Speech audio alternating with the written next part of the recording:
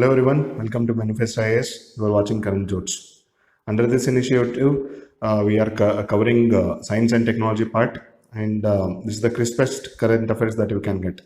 And in the previous videos, we have covered the aspects of space technology, especially with respect to the institutions, policies, and the India's current missions. And in today's video, we'll be covering three different topics. Under that, we'll be covering different subtopics. So under those topics, we'll be covering the future missions of ISRO, and we have to talk of some of the celestial bodies which are there in the news, and the foreign missions, very important foreign missions, either which are operational or the future missions that we need to talk about. So as part of this, the first one will be the future missions of India. Under that, we will be looking into Chandrayaan 3. Subscribe now and press the bell icon. Never miss an update. Chandrayaan 3, this is nothing but the repetition of Chandrayaan 2, and this is to gain the lost pride in Chandrayaan 2. As we have known and we have seen in the previous video that Chandrayaan 2 was unsuccessful because of the hard landing it made. So Chandrayaan 3 will be to repeat the same. We have to excel in the soft landing and we have to demonstrate.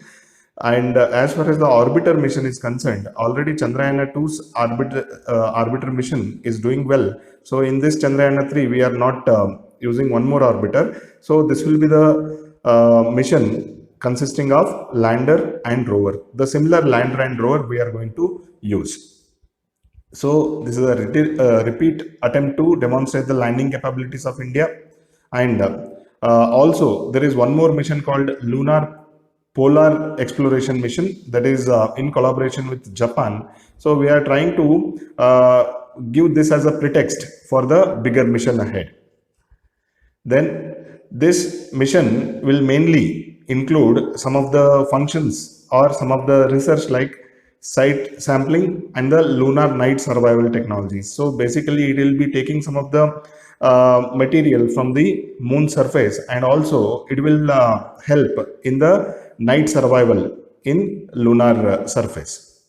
Then it is likely to be launched in 2020, that is this year. Then we need to talk about the bigger mission called Lunar Polar Exploration Mission also, which will have the pretext in Chandrayaan 3.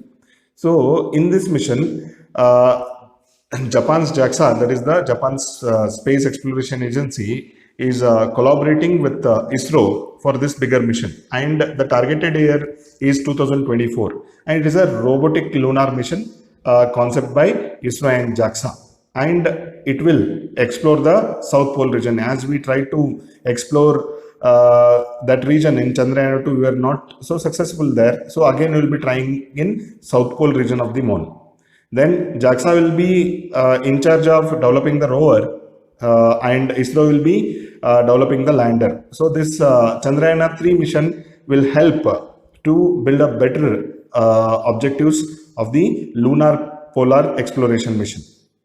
Then finally, this rover, which is built by JAXA, will carry some of the instruments to drill the subsurface samples. So basically it is the site sampling objective only. So overall, through this Chandrayaan 3 mission, we are trying to explore all the aspects where we can get the clues of sustenance of life on moon. So all effort is towards that direction only. So Chandrayaan 3 is a pretext of bigger mission in collaboration with Japan. That is what we have to understand, and hopefully we'll have this launch before the end of 2020 itself. Next mission is Gaganyaan. It is the most talked mission, and it is called as Human Space Flight Mission, and it is India's first mission, and whatever the necessary elements that India had to build, so it is already in process, and by the end of this year we'll send uncrewed mission first, then in the next year we'll be sending the crewed mission. So what exactly is this Gaganyaan mission? It is a human space flight program of India, and the flight will be at the altitude of 400 kilometer, and it will have the journey up to 7 days. In those 7 days, it is going to make certain revolutions around the earth and the targeted crew member is around 3 to 7. And right now the training program for this crew is going on in Russia, and we are trying to shift that facility to Chalkere, that is in Karnataka. And right now 4 crew members are being trained there. And the modules which are being used by Gaganyana, one is the crew module that is built by HAL, that is Hindustan Aeronautics Limited, Bangalore. So that has built up this module, and DRDO will be providing some of the features or some of the devices or the products like space grade food there for the survival of the crew, and the other systems like healthcare, fire suppression, radiation measurement, and the protection gears will be provided by the DRDO, and also parachutes in case of emergency that are provided by DRDO. And one more feature we added very recently, that is through Vyomamitra. Vyomamitra is a female humanoid robot which will accompany the astronauts on board Gaganyaan. So this is the new feature that we have added, and already we have tested the pad abort mission. So there is a pad abort device which is for the emergency exit of this particular mission.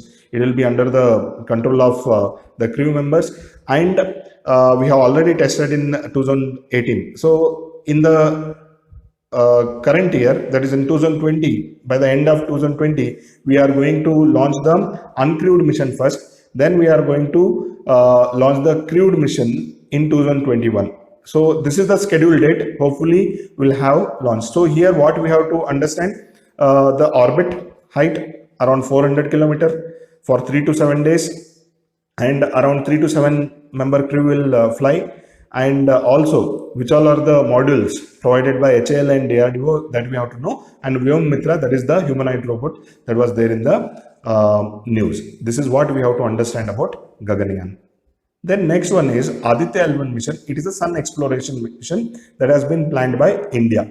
So before going to the details of mission, we have to understand few technical points or the points in space science. So as you can see in the picture, there is a sun at the center of the solar system, and we have given the orbit of Earth, that is the circular imaginary orbit, and here you can see 5 different points. These are called as Lagrange points. Lagrange points, these are such points where there will be a minimum disturbance by the forces of sun or even the forces of the Earth. So here these are the most stable points that we can get in the space, and there can be the revolution of other objects around these points also. These are very peculiar points, and whatever the exploration that we are trying to do, that is at the Lagrange point 1. That is why this particular mission is called as Aditya L1 mission,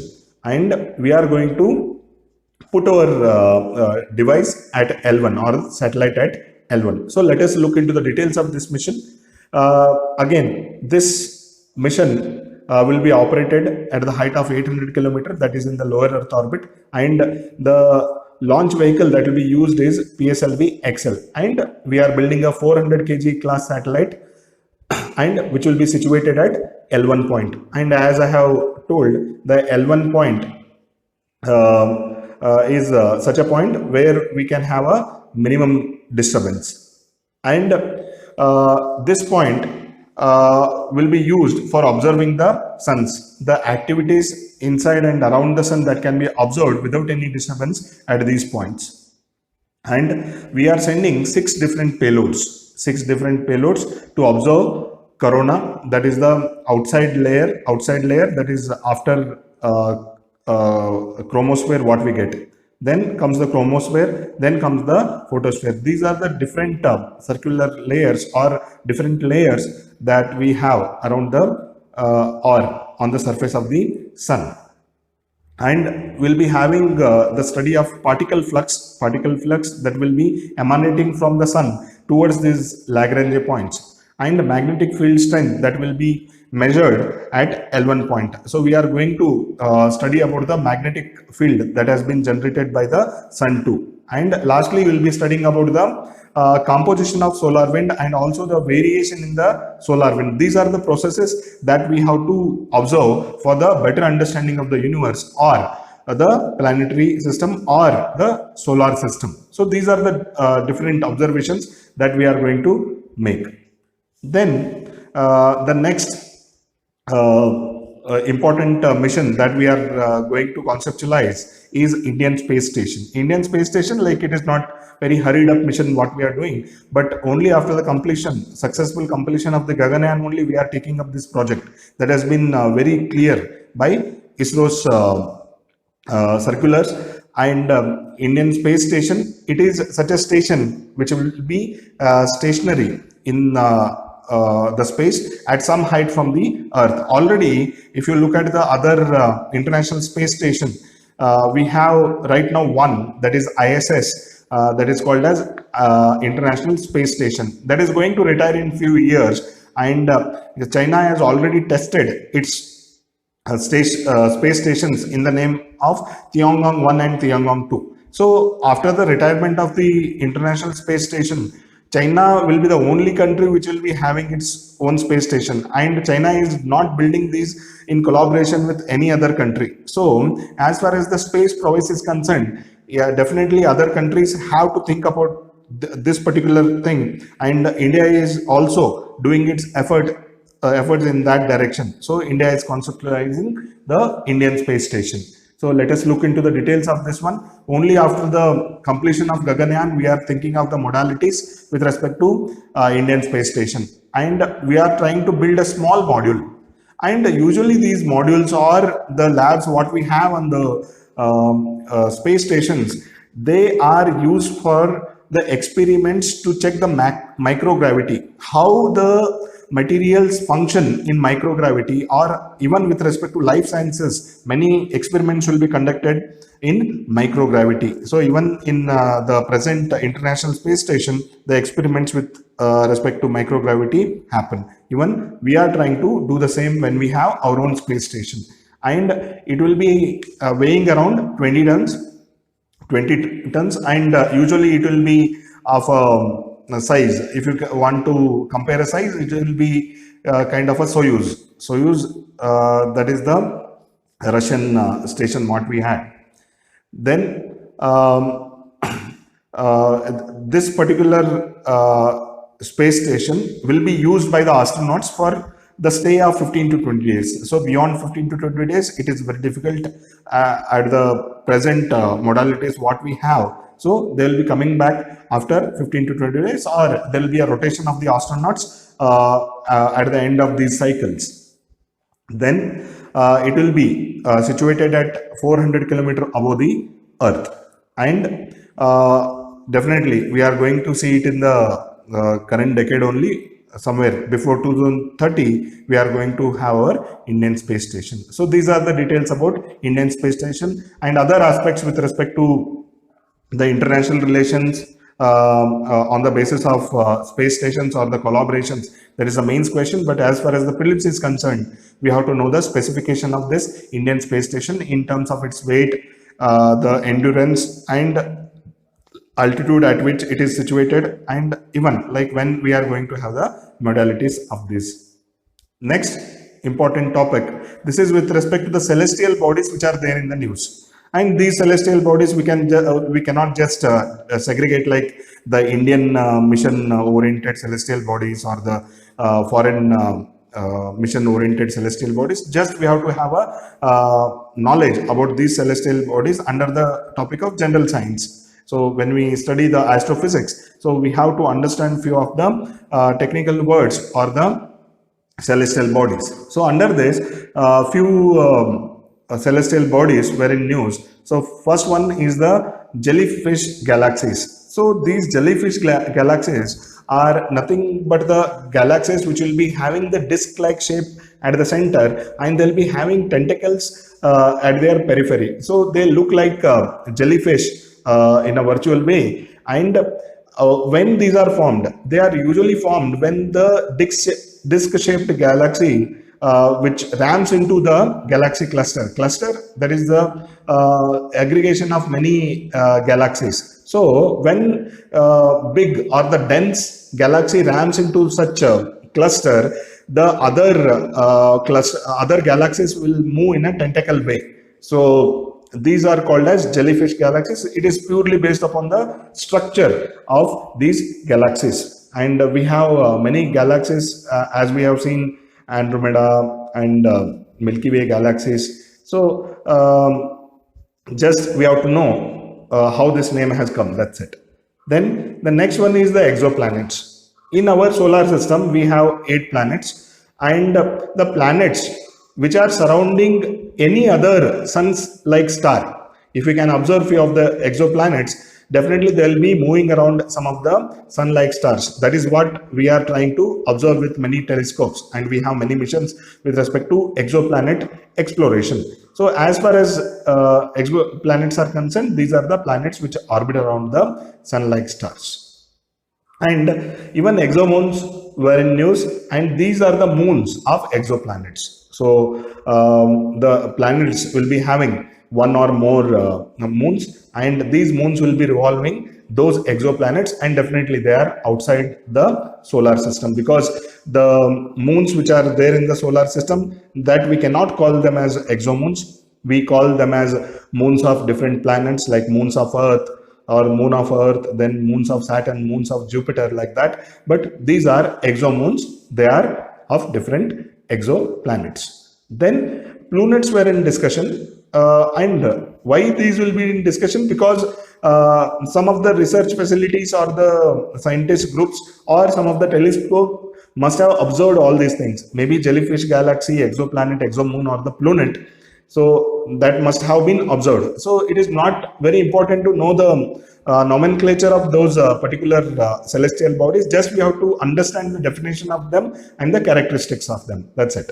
So as far as the planets are concerned, we are talking about the exomoons. Exomoons, these are the moons which revolve around the exoplanets. But after certain years, the moons of these exoplanets will lose the gravitational pull of the planets, and instead of revolving around the planets, they will go and revolve around the star itself. So these moons, which were earlier moons, they will become the planet-like structures now. So that is why it is the culmination of both moon and planets. That is why these are called as planets. So these are the moons which have escaped from their parent planet's gravity and start orbiting their parent stars. So right now we don't have any kind of planet in our solar system. Whatever the planet that we have observed, that must be belonging to the other star systems. So that is what we have to know. Then let us look into some of the missions of foreign space agencies. Let's say the Punch mission. Punch mission, it is with respect to the sun's exploration only. We are trying to explore the corona, that is the outside sphere of sun, and also the heliosphere. This is with respect to the sphere which is under the influence of sun. So before going to this particular topic, we have to understand the structure of the sun. If you observe from the inside towards outside, so first comes the core, then comes the radiative zone, then comes the convective zone. So outside it, we can see the first layer as the photosphere, then comes the chromosphere. And outside that chromosphere, the corona is a spherical atmospheric or the gaseous structure what is around the sun. And if you look at the other phenomena, solar flares, yes, that we observe in the static part of solar system. And also with respect to the sunspots, yellow and black structures, which are not regular phenomena, they are the irregular phenomena. They give some of the characteristics or the composition idea of the sun.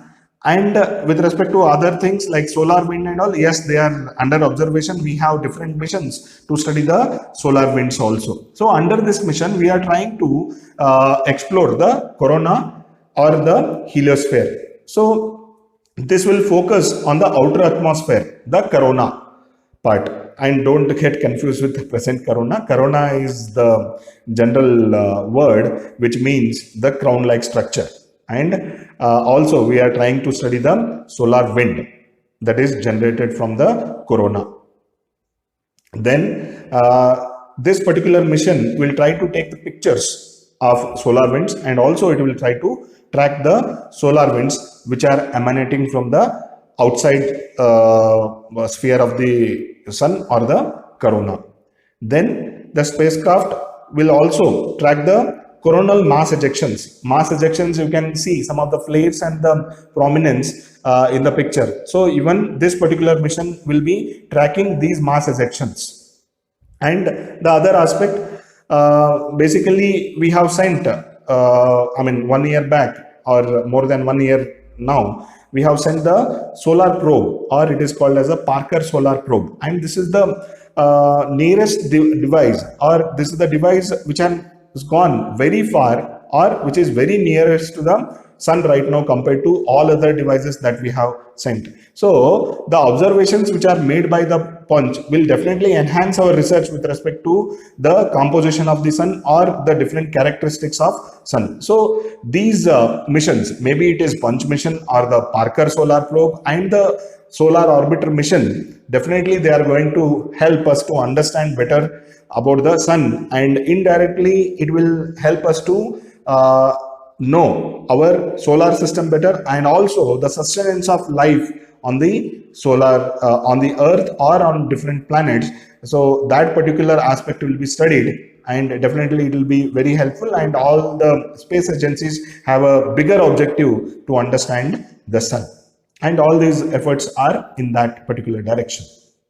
Then solar orbiter mission, we have to understand solar orbiter mission, it is the mission to explore the inner regions of the sun and the heliosphere, that is the sphere which is under the sun's influence. And the observation will happen from the orbit which is very near to the sun. Then it is a 7-year mission, and already this is in place. Last February we have launched this, and from this we are going to understand how our sun or the star can affect the space environment. So basically when we talk of the space environment, definitely we will be talking of the emanations from the solar outer sphere, and also with respect to solar winds we'll be observing many things. Then with respect to the spacecraft, it is going to take different pictures in different spectrography, and also it is going to take the pictures of the sun's poles. This is the first mission which is trying to explore the sun's poles, or which is taking the image of the sun's poles. And with respect to the agencies which are associated with this, ESA is the main agency, that is the European Space Agency, and few of the devices which are on board, they are being helped by NASA, but main coordination or the control is done by ESA only. Then it is completely managed by ESA. Some of the scientific payloads are provided by NASA or ESA member states. So this is what we have to know. This is the recent mission that we have seen, and this is going to help us to understand again the inner regions of the sun and also the heliosphere, and it is going to provide the images of the poles of solar, and ESA is the main agency which is managing this. NASA is doing the peripheral support by providing some of the payloads. This is what we have to understand from this particular mission. The next one is the Lunar Reconnaissance Orbiter, or it is Lunar Recce Orbiter, LRO, what we can call. So we are trying to explore the moon, or the surface of the moon, or the atmosphere of the moon, or the topography and the mineralogy of the moon, and all the space agencies are trying to contribute in this particular thing through their own missions. There is no coordinated effort as such as far as LRO is concerned, or as far as the India's Chandrayaan is concerned. We are trying to explore on our own. And even if you look at the Chang'e 4 of China, which claims to be landed on the south pole of the moon, or the darker side of the moon. So all the countries are doing their own research on moon. And we have to understand a few of the important aspects of this LRO. It's a robotic mission which tries to map the moon surface, kind of a cartography that it is doing on the moon. And there was one more twin objective of this, or there was a twin satellites along with LRO, that is LCROSS. It is a lunar crater observation and sensing satellite. When we look at the surface of the moon, there have found many craters. Maybe they are due to the exogenic factors or the endogenic factors. Maybe when it comes to exogenic factor, maybe the fall of some of the meteors, we don't know. So we are trying to observe those things, and one of the craters is named by Jawahar crater also. So there are many such craters which have to be observed. Through that, we are going to understand the mineralogy of the moon, and also with respect to the water content on the moon surface. Then for the first 3 years, it was working in the low polar orbit to collect some of the information with respect to moon and its environment. And this particular mission continues to help in different technical aspects, or the different specific aspects, like the terrain and the environment. So it is trying to take the pictures, and it is helping to understand the surface of the moon. And definitely this particular mission will enhance our understanding, and also it will try to enable few of the new missions that we are going to have in the future, just like our robotic missions, or even the human missions what we are going to have it on the surface of the moon. So this particular orbiter mission is helping a lot as far as the moon's understanding is concerned. And also the exploration mission focuses on the supporting aspects, and definitely if you think on a smaller note, that is all these explorations are done to understand and to have a sustenance of life on the moon. So basically it is the human centric effort that we are doing by observing the surface of the moon. Then next important mission is Sentinel-3. Sentinel-3, it is the Earth observation constellation what we have, and under this Sentinel-3 we have two satellites already in place, Sentinel-3 and Sentinel-3B. Sentinel-3C and 3D are going to be launched in the future, definitely after 4 or 5 years from now. And this Sentinel program, or the Sentinel-3 program, it is under the banner of Copernicus program. Copernicus program dedicated to Copernicus, in the commemoration of Copernicus, and it is an Earth observation mission. And definitely in India also we have Earth observation satellites under remote sensing satellites, or with respect to cartography, or with respect to resource sat, or with respect to radar imaging. So similarly, Earth observation satellites will have many contributions as far as the human development is concerned. So through this Copernicus, we are trying to understand the environment. We are trying to take the help of the observation in mitigating the disasters, or indirectly we are trying to mitigate the effects of climate change by understanding the surface of the earth, maybe the atmosphere or the hydrosphere of the earth. So we are trying to get proper knowledge with respect to the earth surface, or the hydrosphere, or the atmosphere. So such missions will contribute to mitigate the bigger aspects like climate change.